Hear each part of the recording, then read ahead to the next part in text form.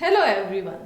Topic of today's lesson is separation of components of a mixture by using evaporation and sublimation. Dear students, we have already learned that most of the natural substances are not chemically pure and it may not be possible to use a mixture as such. We need to separate the mixture to remove the undesirable substances, to take out the impurities and to obtain useful components.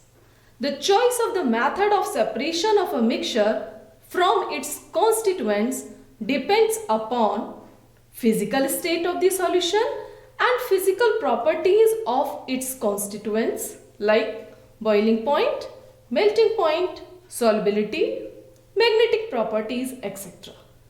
Separation of a solid from a liquid can be done by sedimentation, decantation, filtration, condensation and evaporation.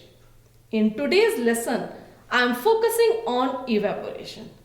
By this technique, we can separate the volatile components of a mixture from its non-volatile solute. The process of conversion of water into its vapors is called evaporation. Evaporation is used to recover a soluble solid from the solution. Do you know common salt is obtained by evaporation of seawater? Seawater is trapped in the compartments. In few days, water evaporates completely and salts gets collected at the corners. Again, fresh seawater is stocked and the cycle continues. This is called salt forming. By this technique, we can obtain colored component from blue or black ink. For this, we need to fill a beaker with water, then put a watch glass on the mouth of the beaker. Put few drops of ink on the watch glass and now start heating the beaker. You will see that evaporation takes place from the surface of watch glass.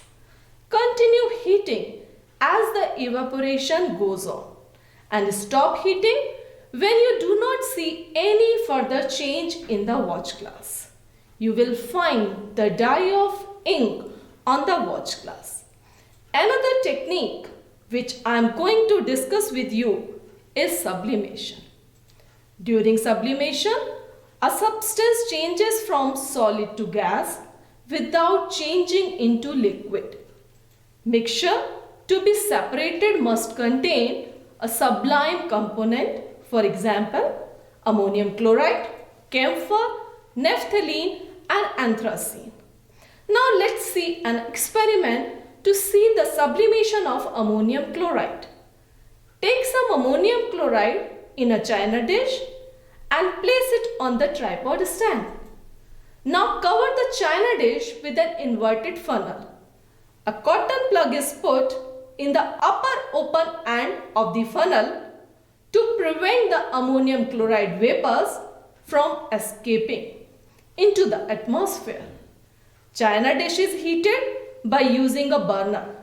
On heating, ammonium chloride transforms into white vapors. These vapors rises up and get converted into solid ammonium chloride on coming in contact with cold inner walls of the funnel. In this manner, ammonium chloride collects on the inner side of funnel in the form of a sublimate and can be removed. I hope you understood the usage of evaporation and sublimation techniques. Now we will meet again in another lesson with some new techniques. Thank you.